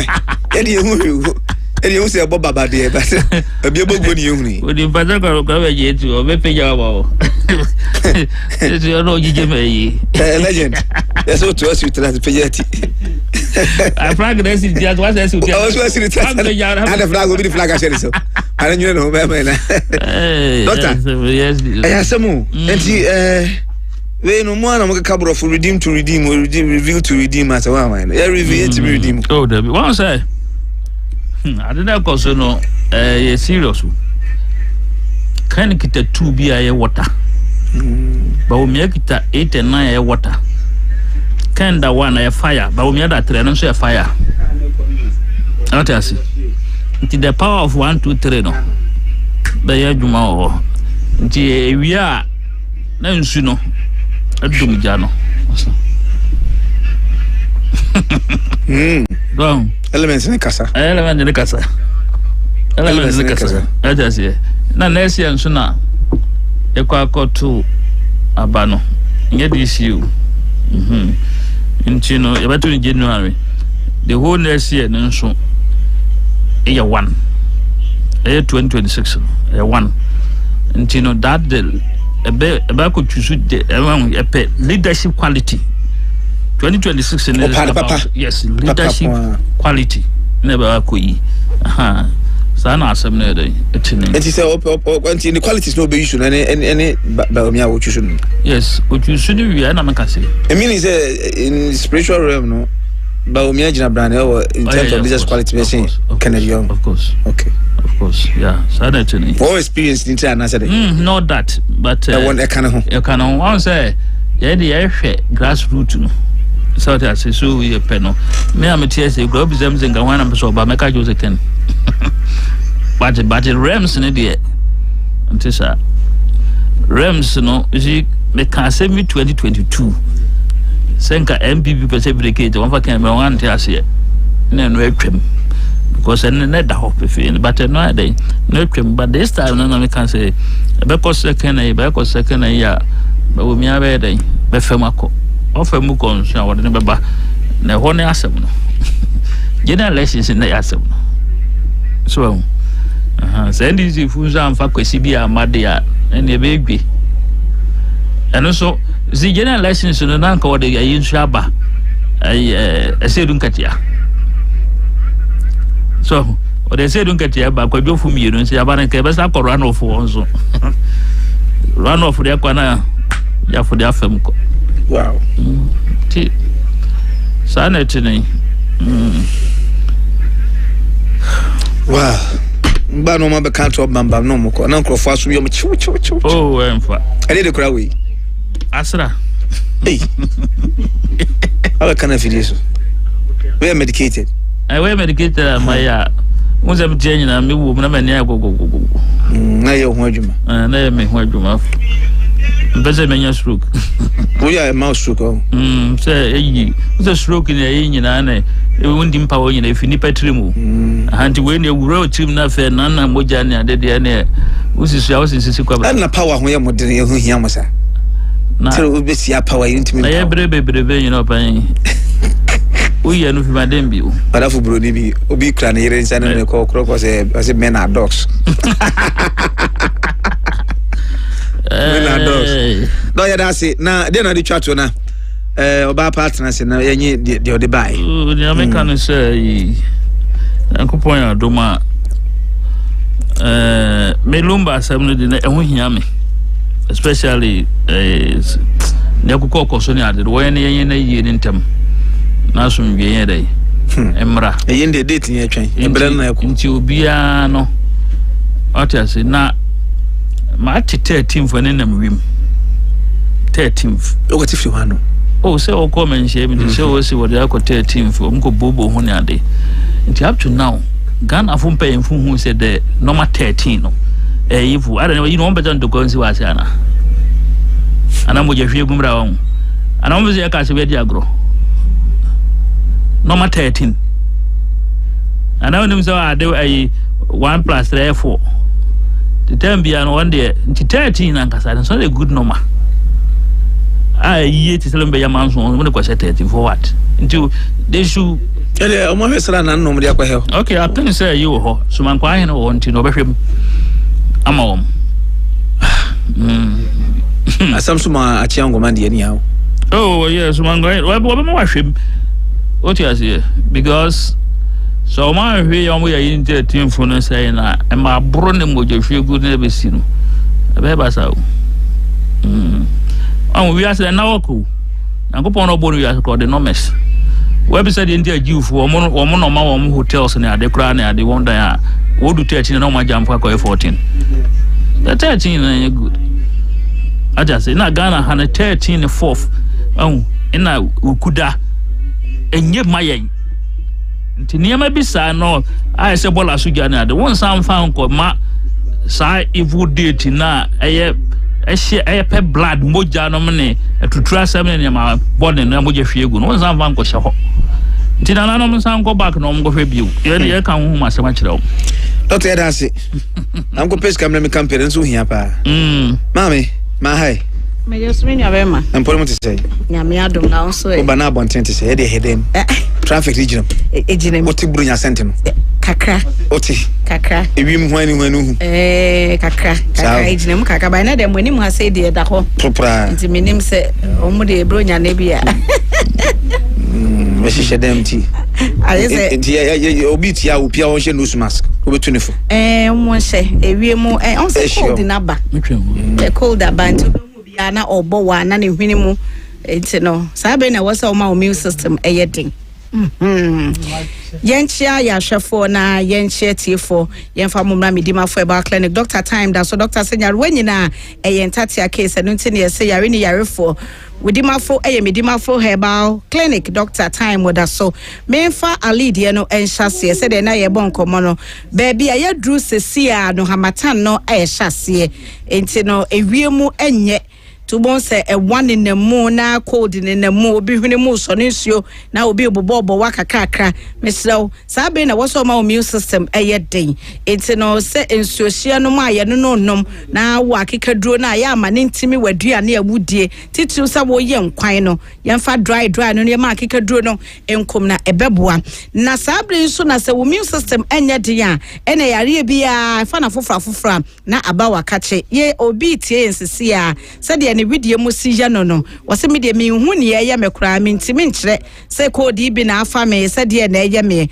wo sa ne no me so to anamon na bra me di mafo Herbal Clinic Dr. Time da so nom na Dr. Wow Dr. Senyal wenyina eye ntatia case eno nti de eye wo no fabra na me di mafo fabra nto so na enko sanso manfo eje ayaresa e wo nom de fibroid eda ne yam ene eko de awonwa ye den de ama no ene onyinsen de sabi okokete so na onti na ene oda wada enti wo de na eye de de stroke ama na bubu agu honum within 2 weeks nipa no or sorry anante de sabi no kita poma wato poma na twene a ene ono anam simsimsimu a obi anka ne ho enti se de wo ya de tie bia wo de ane se wutu anamo na oba medimafo Herbal Clinic oba Dr. Edebre ebeto so ede ama wo medimafo ya sabia kese eno nti wo ba honum a lab bia wose ye wo na ye hu ade kodie poten a ede sa yade na ba no nyame adom ye won fidie wo honum a ye betumi ede ayewo na eno na doctor hunu a otibi gina so ede ebre eto edu ade be ma won eso because wonya hu de aye wode a se osa no eye sabi bibi ketua bi ede ma no enti odofo a wutie me a wodi hye bia yawe na ode na chine na wonya no adru last stop no eye midimafo asase so haidie ne obedia ma wo yare fm eye Dr. Time da so enu nti na afa ba bia ne din ahyeta abasobode se oje ne se oje eye ne nwuma pa a oye no ena ene wanya saba sobo no enti meso to anamo na ebra kumase ase atwoma ebu akwa agogo ho ena Dr. Time da so atena ye no ewo encrime eye pokuase mayira number sa Dr. Edidi Juma no eye 0244 77 42 82 0244 77 42 82 and 0500 72 15 0500 727215 numbers way and a wofre ama Dr. Abuawo ama wo yade no akro me so be ma wate enemu yade enu nti de bia na wonsa hye be ma ho de bia na nsa gu be ma no ho de bia na sebi ano no awroko te sa akoda afoforo de a yetwa ne twetia no me so fabra medimafo Herbal Clinic na Dr. Emwao oba nso de bia na sebi wa nemu eho no mo ye wo hene wo titi na eko na eba na pampai bi de akire woni be ma hia na sebe wo twetwere hwene ohu woni be ma rua dem na wo wa mo ase ne gu wonam no sha ase pono ne hwene na se bibi honam one wudi agro na na sebe ase wo homi esisi so aso pese o kata ne hwene a na kire se ho nkoyie ane ema naturally se ye di agro na scent na eba no eye natural scent because hunsuo ba be ma ne so de eba eye sa scent na ebete na emom ekoye te sese bi toto bibi anase momoni bi anase wadi bonde bi a na che se yade egwom eno to your ba hye ne so pa especially wagina wanam awia so the whole day na wakodu fie nwume na wawro wa mo ase na gu wono no scent na eba no sebe ebon bon pa chese wakra no opa baby e de wuti afa hu se yare e wo wanemu ba na medimafo emmo ye bema waduro mesese wo ye oba ne wanya odepu apenya ba na ye ncheke o emma odepu aye de aye ne se o eye yare entima bebre nya odepu asam years back eye ne se ye ma yare no na se bi okope mukuma dada bi e de fefefa honom ne de no a but dudu na de no anko when treating ye and one did ko ni nipeduam ko ni mojamu akwa keka kwa na wode ho ama sabi ene be ma ni hia enso kura wo se ko na ekwohye nyese no entumi nko ni nyina esane bramedimafo ba clinic na doctor emwa na sa ne ma ni nyina emfi honom meso ene kidney yade ene